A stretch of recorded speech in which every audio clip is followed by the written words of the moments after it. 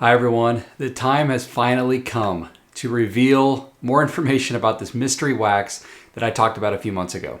So if you haven't seen that video yet, I will link it above as we do talk about some initial impressions of a new wax that was currently at that time in the middle of some R&D, some actual production and development. Well, fast forward several months to where we are now, and actually a little before now, this wax was finally approved for the market. And it is now available, and it has an official name.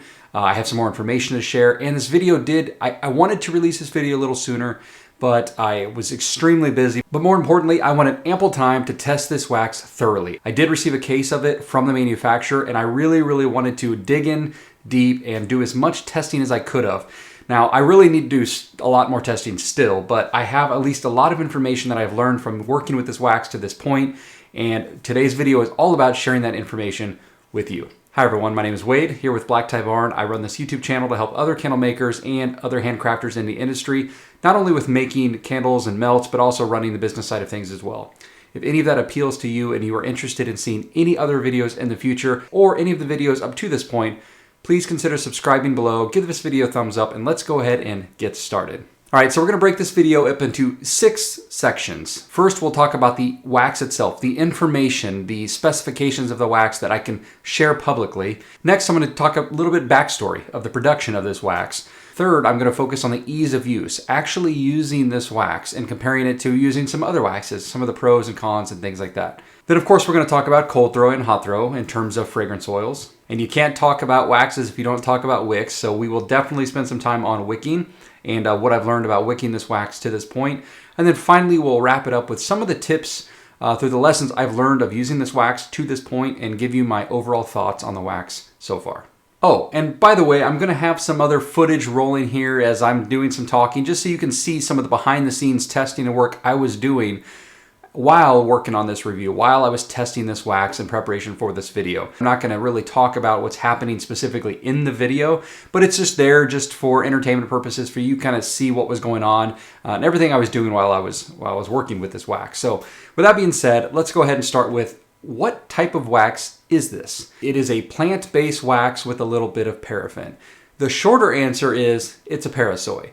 Now, what are the specific ratios of the parasoy and the wax at this point? Unfortunately, I actually don't know the exact ratios, and there's a couple reasons for that. One, I don't know that they publicly released that yet. And two, a lot of the times that information is proprietary, so you would have to actually work with the manufacturer itself. But what I can tell you is that it is majority plant-based material, and it does have some paraffin in it, but it is not like majority paraffin or anything like that. So for those of you that like to use a blended wax, but where the most of it is still soy or organic, then it certainly falls in that category. If I had to guess, if I had to speculate, and please don't hold me to this, this is pure speculation based off of another product that it's comparable to from the same manufacturer. If I had to guess, I would say it's somewhere in the 70 to 75% soy and then 30 to 25% paraffin. But again, that's just my own thoughts from using this wax and just trying to kind of piece things together. So take that with a grain of salt. What is the wax called and who makes it? Well, the wax is called Stasis 3122, and it is made by a company called Clarus Specialty Products, otherwise known as Clarus SP. They are known for selling a lot of products and materials direct to companies, to some suppliers, but mostly direct to large corporations, large companies. So they make specialty products for different applications, not just candles, but soaps, cosmetics, all sorts of things. But you're not gonna find a lot of their waxes in your typical suppliers. I know of a couple in the past that have sold their waxes. I don't even know if they still do, but this is a company, as of right now, you would typically go straight to for your product. That usually means the quantities are at least 1 case. Now, a case is usually somewhere between 45 to 60 pounds, but you can also request samples if you need to. I'm not sure if you have to pay for the samples or not, but you can reach out to get a sample, so don't feel like if you just want to try the wax, you have to purchase an entire case. But when you are ready to purchase, you're not going to purchase little slabs or 10-pound bags or anything like that. You would purchase a case, at least as of right now. I'm sure as the wax becomes more public and more widely distributed, it might have other quantities available, but keep in mind this is a brand new wax, a brand new product, and as of right now, you would purchase it in quantities of a case. In terms of pricing, unfortunately, it's a little high right now, but that's because all waxes are higher than normal right now. Because it is mostly a plant-based wax, it is going to suffer from some of those price hikes as well. The last information provided to me was that it was roughly $2 per pound, which is kind of in line with all the other plant-based waxes at this time. Fortunately, though, however, is that should just be a temporary price point. This company is known for having good price points on their other waxes, particularly because you're buying them direct. But of course, the hope is also that once stress is released from the pandemic, that prices will start gradually coming back down. And so I would imagine that sometime next year, this price will come back down to a normal rate. I don't know exactly what the normal rate is. That could be anywhere as down to as low as $1.20 up to $1.40. I don't really know at this time. Again, that's just speculation. But at this time, it is roughly $2 per pound. Nothing outside the norm of other plant-based waxes at this very moment in time. Now, one other quick note about the actual wax itself, and we will talk about this more as we get further discussing wicking and things, but I do want to mention that the actual melt point of this wax seems to be around 120, 125, somewhere in that range. So it is a softer wax to help with being in a container. It is a container wax, and that's what it's designed for. But it's not so low like the 110, 115 mark that you get with some of your soy waxes, where it makes it almost impossible to ship. And again, we'll talk about this more in detail a little bit later, but it is not as soft as something like 464, but it's not as high as a melt point of something like 6006. So somewhere kind of in the middle there. I think a pretty good melt point range for a container wax. All right, so a little bit more about the backstory of this wax. Now, I have to be sort of careful because I'm not sure what information is public here, but all I know is, and I don't even know a lot of the details, so it's not like I'm holding anything back. I just don't know all the details. But generally speaking, the purpose of this wax, the reason it was born, the reason this wax was developed, was to help some other major customers of theirs. Think large, big brand, popular candles, popular company. I mean, there are a lot of those. That doesn't narrow it down a ton, but either way, this was designed for one of those companies who was using a similar wax called 3022. Now, that wax I have used before. I think I've mentioned it on the channel before. It's also a parasoy candle that is high in soy content, and it had some really good benefits and a few drawbacks. The benefits included good hot throw, especially for a soy wax. It was a clean burning wax. It had good color. It was smooth looking. It was a really nice wax overall, but it did have some difficulty burning in larger jars because it was relatively high melt point, and it was tough to wick in larger jars. Well, the idea here with this wax was to try to fix that issue and come up with a better alternative for a couple of these other companies in terms of wanting to keep the characteristics of 3022, but also make this easier to wick. So that is the reason behind this wax development and what they were trying to achieve. And I know none of us are wax manufacturers. It's a lot more difficult than it sounds like on paper to try to keep the look and feel of a wax, the performance of the wax, how it works with fragrance oils, how it looks in jars, everything about it, but change the melt point and make it easier to wick. I mean, if it was that easy, we'd have a ton of superb waxes out on the market. It's just not that easy, and it takes some time. So because of that, it took them over 18 months, nearly 2 years of developing this wax in hopes to try to make a better alternative to the 3022. And so that is, and again, this new wax is called 3122. So one may consider this 3022 version 2. If you want to look at it that way. How did I enjoy using this wax? What was it like to use this wax? Just in terms of using the wax, it was great. You have very minimal air bubbles. It was easy to work with. You had some flexibility on temperatures. It was an easy wax to work with. It comes in a slab that it's very easy to cut and break off. It doesn't come in a big kind of greasy bag like some of your paraffin waxes do, but it doesn't come in flakes like some of your soys. It just comes in a nice, easy to work with slab that's very easy to break up. So it's a very simple wax to use. It is single pour. It doesn't require a ton of touch up or anything like that. I mean, almost any wax, depending on the jar you're using, can require some touch up a little bit afterwards with a heat gun or something like that. But this needed very little of that. It was just a very easy, good wax to work with overall. So no complaints there. In terms of jar adhesion, there are better ones on the market, but there are ones that are worse. My general consensus here is that it just depends on the jar.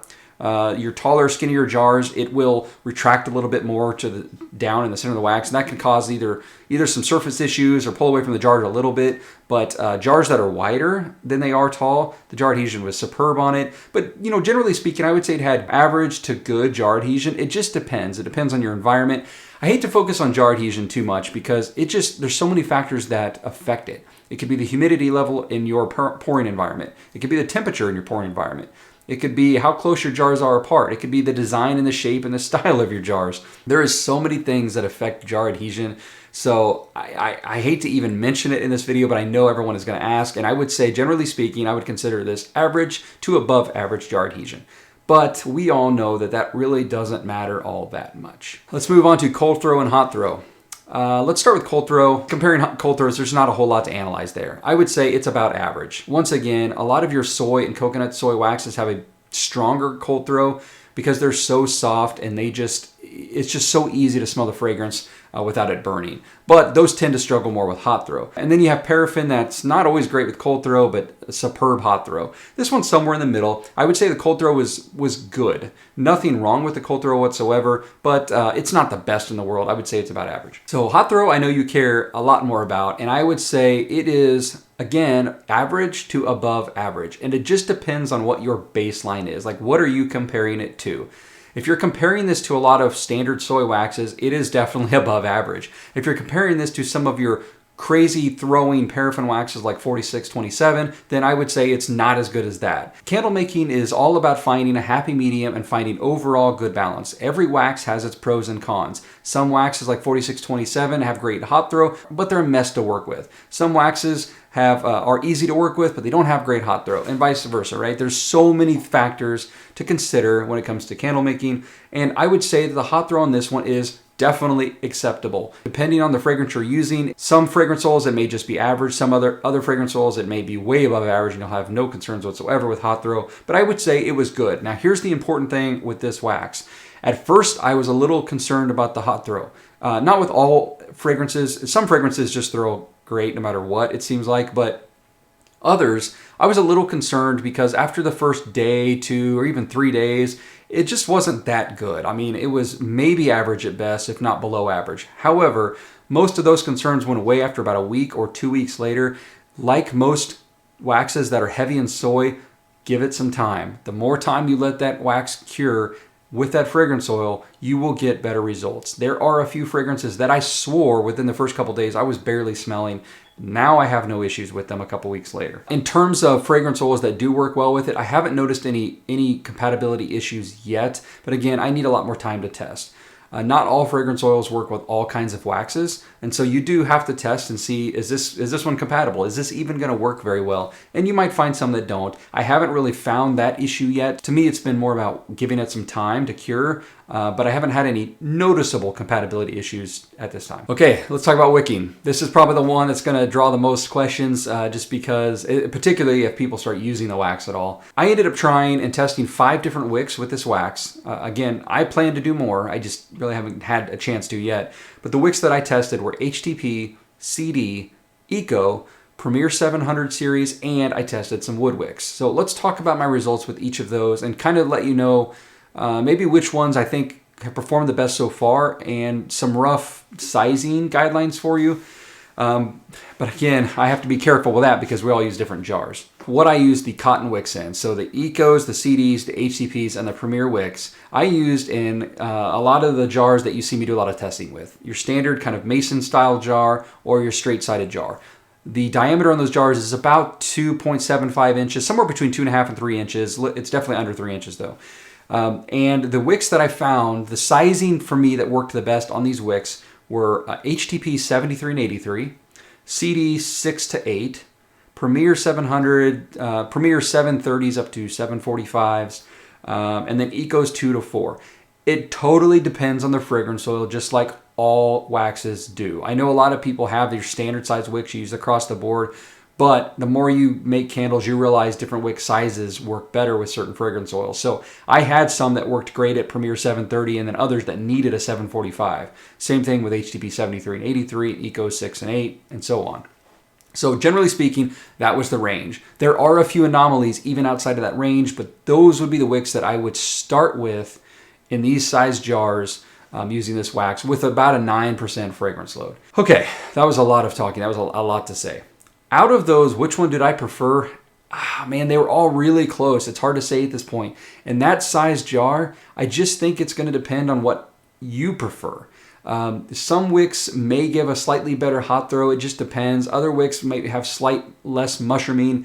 Other wicks just stay centered a little bit better. I mean, it's a matter of preference. So I would suggest you use some sample packs and do your own testing to figure out which of those you like the best. Now, I will say that once I do a lot more testing down the road with this wax, and if I start converting any of my candles to this wax permanently, I will let you know what I find that I end up preferring the most out of those wick options. But those are the rough guidelines I'd give on a jar that size.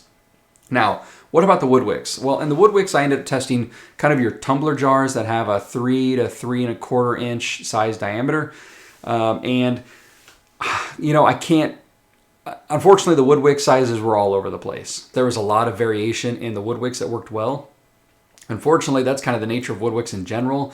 They are very finicky sometimes to work with. I would say for the most part, I ended up using, at least from the wood wick company, a 0.03 kind of 5/8 inch type wick. That was the one I started as my baseline wick, and then I kind of did a lot of adjusting from there.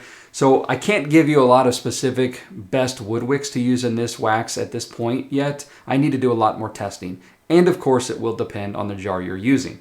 But generally speaking, I can at least tell you that the wood wicks do work with this wax. While I can't give you the best sizing right now, I can tell you that the wicks do burn. It's not like some waxes where wood wicks just flat out will not work. I did not have that issue yet.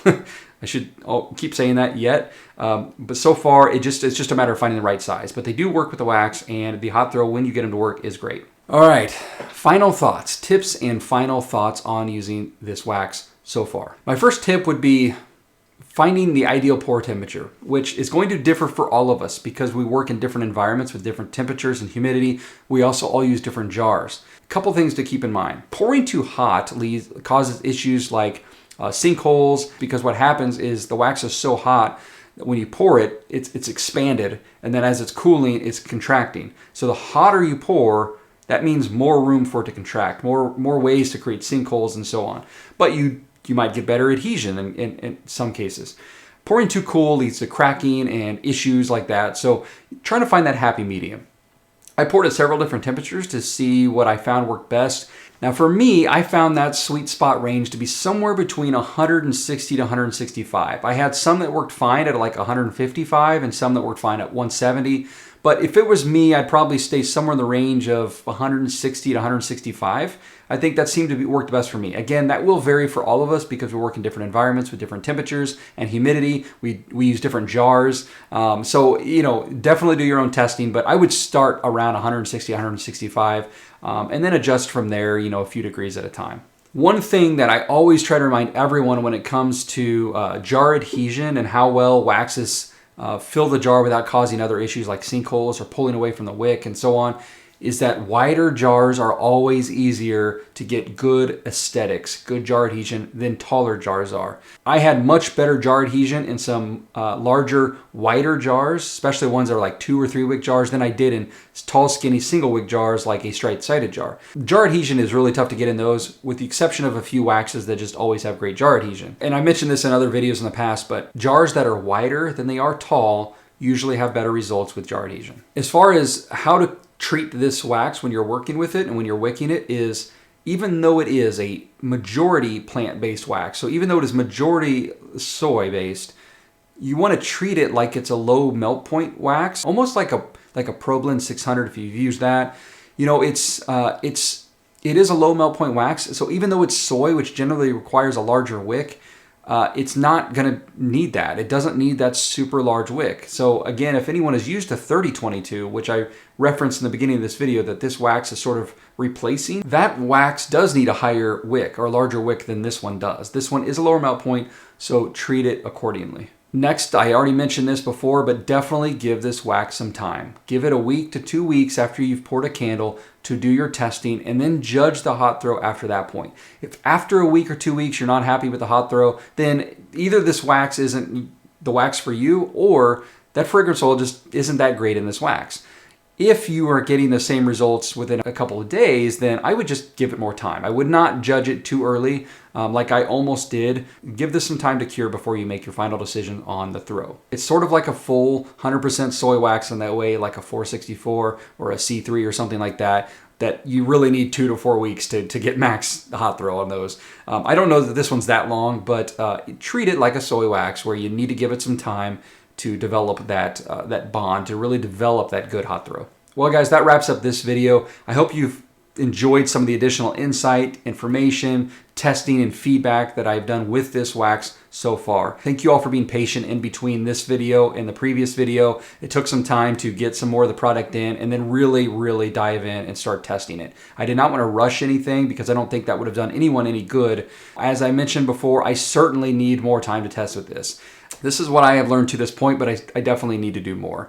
As far as if I'm going to personally use this wax yet, well, I'm already tinkering with it and working with it in some products, but I can't tell you yet if I'm going to move any of my products to it permanently until I've had the time to do more testing. All my testing to this point was for the purpose of gathering information, like discovery, and then relaying that information to you, trying to get a handle, trying to get a good feel on the wax, what I thought about it overall, how to wick it, how to treat it. I don't switch products lightly. I test a lot of products. I use a lot of products. You guys probably all know that. And so I'm familiar with quite a few of them. And I don't transition any of them lightly. I really have to be comfortable before I make that jump. So I just need more time to know whether or not I plan on doing that. Right now, I like most of my products, but I'm also, just like all of you, always looking for ways to tweak or improve them. So with some more time, we'll see what happens, but I hope you guys enjoyed what I've learned so far, and I will keep you updated if anything else further happens with this wax. So thank you all for tuning in. I'd like to thank Clarus for sending me that case to really do some research and let you all know how that research went here on the channel. I will leave a few links and more additional information in the description below. If anyone has any questions or comments or feedback in this video, please put it in the comment section. I will do my best to provide additional answers and information if I can. Thank you all for tuning in. Please give this video a thumbs up. I put a lot of time and research and work into prepping for this video, so I hope you guys enjoyed that and got something out of it. And if you did, please give this video a like. Be sure to subscribe if you haven't already, and I will see you all next time. Thanks.